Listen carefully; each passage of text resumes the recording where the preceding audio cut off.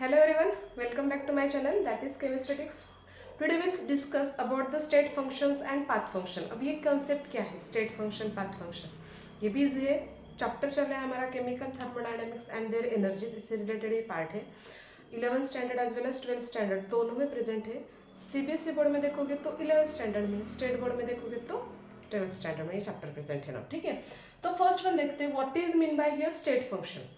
State function का मतलब क्या होता है? Those functions which depends upon their initial and final states of the system. देखो स्टेट फंक्शन का मतलब क्या होता है? Those functions which depends upon what here, which depends upon their initial and final states okay of the system. ये पूरा का पूरा लेसन जो है वो सिस्टम से रिलेटेड है, नॉट देयर सराउंडिंग नाउ. ठीक है. वाइल पाथ फंक्शन का मतलब क्या होता है? Those functions which does not depends upon their initial and final states of the system but it depends there path followed by it. Now it depends upon by what? There path followed by it. अब ये क्या? ये तो definition हो गए. ये क्या है कंसेप्ट? देखते वन बाय वन. तो बेसिक जो हमारे प्रॉपर्टीज होते हैं, कोई भी अगर सॉल्यूशन लेते हैं तो सॉल्यूशन के ऊपर क्या क्या अप्लाई होता है? देखो मैंने पानी लिया 10 ml, तो उस वाटर में क्या है प्रेजेंट? देखो 10 ml मतलब क्या होगा? उसका वॉल्यूम हुआ. दूसरा उसके ऊपर प्रेशर भी अप्लाई होगा. कंसिडर करते हैं नॉर्मल प्रेशर होता है हमारा 1 एटमॉस्फेरिक प्रेशर, वो भी अप्लाई है, मतलब प्रेशर हुआ उसके लिए. Then temperature 10 degree Celsius normal temperature है वाटर का, तो वो 10 degree Celsius it's a temperature हुआ. और दूसरा होता है अगर वॉल्यूम है तो उससे रिलेटेड और एक कंसेप्ट होता है, it's called as a number of moles. दूसरा कंसेप्ट क्या होता है? Number of moles. तो हमारे ये 4 बेसिक प्रॉपर्टीज होते हैं. कौन से 4 बेसिक प्रॉपर्टीज होते हैं? That is a P V T N. Small है एन है यहाँ पे. पी का मतलब होता है व्हाट हियर? प्रेशर.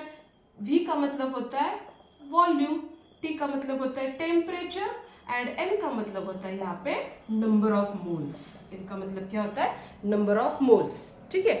अब जस्ट इमेजिनेशन करते हैं कि आप लैब में तो जाते हो, बहुत सारे केमिस्ट्री के एक्सपेरिमेंट करते हो. सबसे इजी होते हैं एक्सपेरिमेंट, इंटरेस्टिंग भी होते हैं क्योंकि आप रियल देखते हो हर एक का कलर चेंज होना या फिर लिक्विड टू पाउडर फॉर्म में कन्वर्जन होना, पाउडर टू लिक्विड फॉर्म में कन्वर्जन होना. ऑल दिस कंसेप्ट्स और all this experience are very interesting. जैसे कि फिजिक्स या फिर मैं किसी के ऊपर ब्लेम नहीं कर रही हूँ, बट मुझे ऐसा लगता है कि फिजिक्स या फिर फिजिक्स के अगर आप एक्सपेरिमेंट देखोगे तो उसमें सिर्फ वायरिंग, ये जोड़ो ये तोड़ो, यही होता है सबसे ज़्यादा. बट केमिस्ट्री में देखोगे तो एक केमिकल ऐड करोगे, दूसरा केमिकल ऐड करोगे तो डिफरेंट कलर आएगा, या फिर इफरवेंसेस प्रोड्यूस होगे, या फिर टेम्परेचर इंक्रीज होगा इमीडिएटली. तो ये जो कुछ एक्सपेरिमेंट होते हैं इंटरेस्टिंग होते हैं ज़्यादा, मुझे अच्छा लगता है वो एक्सपेरिमेंट्स. तो जस्ट कंसिडर करते हैं कि यहाँ पे मैंने एक बीकर लिया है और इस बीकर में यहाँ पे हम, ठीक है, यहाँ पे क्या यूज़ करते हैं, इसको बॉईल किया है मैंने. 2 बीकर लिए मैंने. ठीक है, एक फर्स्ट बीकर है ये और यहाँ पे दूसरा बीकर है. ठीक है. अब इसमें मैंने लिया है हॉट वाटर. ठीक है. पहले वाले बीकर में मैंने लिया है कोल्ड वाटर, मतलब नॉर्मल वाटर लिया है. Cold water in the sense of what here? Normal water जो रूम टेम्परेचर वाला होता है. और ये वाला वाटर कौन सा है हमारा? तो ये वाटर है हमारा हॉट वाटर. अब चलो देखते हैं डिफरेंस क्या है इसमें. तो ये जो नॉर्मल वाटर है, नॉर्मल वाटर का टेम्परेचर कंसिडर करते हैं, ये है हमारा 10 डिग्री सेल्सियस. ठीक है ना. नेक्स्ट वन पार्ट अनदर है, यहाँ पे इसका वॉल्यूम कंसिडर करते इट्स 100 ml ऑफ वाटर. ना टेम्परेचर कितना है? 10 डिग्री सेल्सियस है. 100 ml ऑफ वाटर यहाँ पे प्रेजेंट है ना. ठीक है. नाउ नेक्स्ट वन प्रेशर मैंने लिया है यहाँ पे 1 एटमॉस्फेरिक प्रेशर. ठीक है. अब नंबर ऑफ मोल्स भी हो गए, बट यहाँ पे हम कैलकुलेट नहीं कर सकते स्टिल हियर ना, ऐसे लिया मैंने एन ना. ठीक है. बट ये तीनों तो आपको पता है. अब ये नॉर्मल वाटर हुआ. ठीक है. अब क्या करते हैं लैब में जाके या फिर घर पे ही हम इस वाटर को अगर हमने बॉईल किया तो बताओ क्या होगा? एकदम बॉईल किया, स्ट्रांगली बॉईल किया यहाँ पे, तो क्या क्या चेंजेस आएंगे उसमें? जो नॉर्मल वाला वाटर है, नॉर्मल वाला वाटर में कन्वर्जन होगा. टेम्परेचर क्या होगा उसका? इंक्रीज होगा या फिर डिक्रीज होगा? ऑफकोर्स इंक्रीज होगा। बॉइलिंग पॉइंट ऑफ वाटर कितना होता है 100 डिग्री सेल्सियस। तो ऑफकोर्स ये अभी जो वाटर होगा वो 10 डिग्री सेल्सियस का कन्वर्जन किस में आएगा 100 डिग्री सेल्सियस में होगा।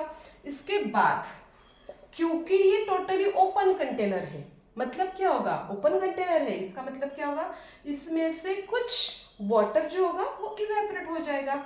So that water will be evaporate. ठीक है, इसका वेपर्स में कन्वर्जन हुआ है। तो अगर इसके वेपर्स में कन्वर्जन हुआ है तो इसका मतलब क्या होगा the volume of that water should be increase और decreases after some times. After 1 hour क्या होगा उसका वॉल्यूम क्या होगा। घर में अगर हमने वाटर गैस में रखा है, वाटर गैस के ऊपर रखा है और उसको अगर 10 मिनट के लिए हमने कंटिन्यूसली स्ट्रॉन्ग या फिर हाई फ्लेम ऑफ गैस पर यूज किया तो क्या होगा after some times that 100 ml of water किसका कन्वर्जन होगा, उसका कन्वर्जन में भी हाफ ऑफ द वाटर होगा। मतलब क्या होगा 100 ml of water converted into what 50 ml of water, मतलब कन्वर्जन चेंज हुआ। अभी यहाँ पे क्या हुआ 50 ml ऑफ वाटर में कन्वर्जन हुआ, हाफ ऑफ द वाटर हुआ। चलो इसको एक लाइन कट करते हैं, मतलब वाटर यहाँ पे डिक्रीज हुआ है, the level of that water should B decreases now. ठीक है, प्रेशर ऑफ कोर्स इसका प्रेशर भी चेंज होगा, प्रेशर इंक्रीज हो जाएगा। मतलब जो प्रेशर है यहाँ पे कंसिडर करते 2 एटमॉस्फेरिक प्रेशर यहाँ पे कन्वर्ट हुआ है ना। तो अगर हमने यहाँ पे ये प्रॉपर्टीज देखिए तो प्रॉपर्टी में क्या हुआ है एक ही एक्सपेरिमेंट है। This is our reactant, this is our what reactant here. अब रिएक्शन किया ना हमने, अब ये हुआ हमारा product. So reactant gives product. Reactant में जो टेम्परेचर है कंसिडर करते चेंज हुआ है ना, ये तीनों प्रॉपर्टी चेंज हुए। So the change in temperature is denoted by symbol delta T. Delta T का मतलब क्या होता है change in temperature. Same way volume भी चेंज हुआ ना, तो वॉल्यूम को भी हम डेल्टा वी यूज करते, मतलब क्या हुआ change in volume PVT. PVT pressure हुआ, प्रेशर भी चेंज हुआ है ना, तो चेंज इन क्या हुआ प्रेशर। वेपर्स, वेपर्स में कन्वर्जन हुआ है, नंबर ऑफ मोल्स भी चेंज हो रहे हैं ना। So this is a vapours no, पहले वाला एक्सपेरिमेंट में तो डेल्टा एन हुआ, मतलब क्या हुआ change in number of moles now. Okay, that delta is also denoted by symbol, आप इस पैटर्न में भी यूज कर सकते हो dt, dv, another which one is that dp and another which one is that dl। समझ में ये सारे कंसेप्ट सेम ही है, हर एक का मीनिंग सेम ही है। Delta t dt, delta v dp, dp delta p, dn delta n, all these are same now. ठीक है, अब रिएक्टेंट ये है तो ये इनिशियल स्टेट कंसिडर करते हैं, इसको कौन सी कंसिडर करते हैं इनिशियल स्टेट। और ये वाला जो रिएक्टेंट है 111, अब इसका कन्वर्जन किस में हुआ फाइनल स्टेट में हुआ ना। So this is called as a final state. ये कौन सी स्टेट है हमारी फाइनल स्टेट। प्रोडक्ट का मतलब क्या हुआ यहाँ पे फाइनल स्टेट हुआ। और ये कौन सा हुआ प्रोडक्ट हमारा that is what here initial state. ये कौन सा पार्ट हुआ हमारा इनिशियल स्टेट। ये कौन सा हुआ first one initial state, this is called as what final state. तो T1, T1 का मतलब क्या इनिशियल है ना, तो इसका मतलब क्या आएगा इनिशियल टेम्परेचर। वॉल्यूम का मतलब क्या इनिशियल वॉल्यूम। प्रेशर का मतलब क्या इनिशियल प्रेशर। एन का मतलब क्या initial number of moles. Same way यहाँ पे T1 T2 का मतलब क्या final temperature, final volume, final pressure, final number of moles हुआ। ओके, अब ये जो पार्ट है वो चेंज हो रहा है, इसका मतलब होगा हमारा डेल्टा। इसका मतलब क्या हुआ हमारा डेल्टा। एक का फॉर्मूला लिख के बताती हूँ तो समझ में आएगा। कंसिडर करते हैं डेल्टा टी, तो डेल्टा टी का मतलब क्या होगा that is a final volume. अगर आपको कैलकुलेट करना है तो फाइनल टेम्परेचर माइनस क्या करना पड़ेगा हमें इनिशियल टेम्परेचर करना पड़ेगा। In short delta T is equal to what T2 minus T1। In the same way delta V का मतलब क्या होगा V2 minus V1, final volume minus initial volume. Delta P का मतलब क्या होगा final pressure minus final volume. And n का मतलब क्या होगा, final number of moles minus initial number of moles. Okay, so these are the state function. Why? Because they depends upon what, initial and final states of the system. Understand? So this is the part of what here, state function. ये part कौन सा होगा हमारा, state function. ये समझ में आया what is by state function. Now the next one part is called as a path function. अब ये पार्ट क्या है, पाथ फंक्शन. देखो डेफिनेशन क्या है पाथ फंक्शन की. See, path function means what, it does not depends upon initial and final states of the system, but it depends upon what, their only path followed by it. इसका मतलब क्या है, देखो हमने क्या किया था, 100 ml ऑफ वाटर लिया, इसका कन्वर्जन 10 ml ऑफ वाटर लिया, बराबर है. तो कभी कभार क्या हो सकता है, ये जो हमने हीटिंग दिया है यहाँ पे, ये जो हीटिंग दिया है हमने, तो हीटिंग कहाँ पे दे सकते हो आप, छोटा वाला जो आपके लैब में बर्नर है उससे भी आप उसको हीट कर सकते हो, या फिर बड़ा वाला गैस है जो कि घर में होता है उससे भी आप हीट कर सकते हो.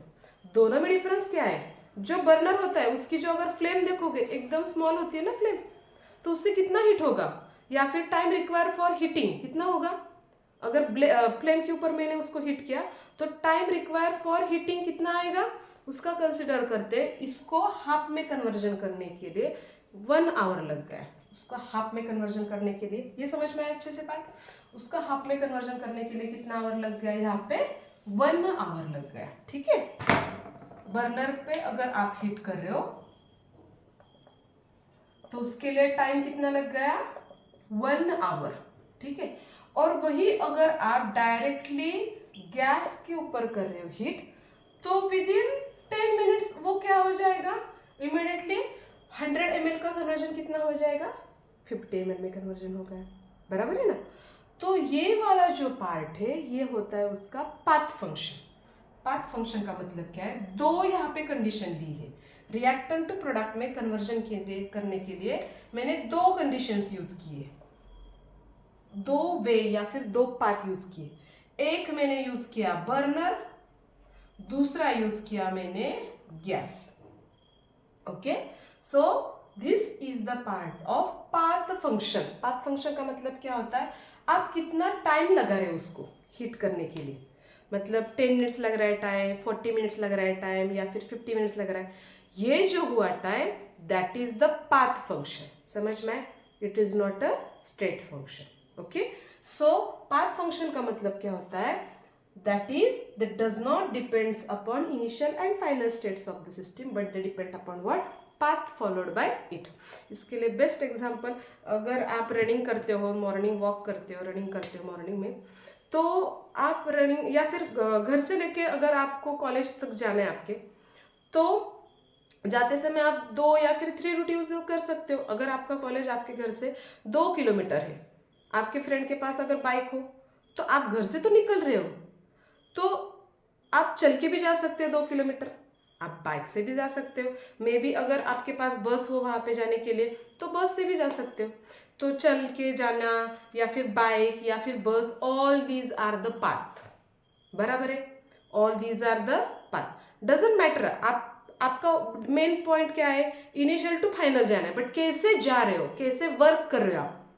ज्यादा वर्क डन कहाँ पे यूज करोगे आप, चल के. जैसे जितना आप ज्यादा चलोगे उतनी ज्यादा आपको एनर्जी लगेगी.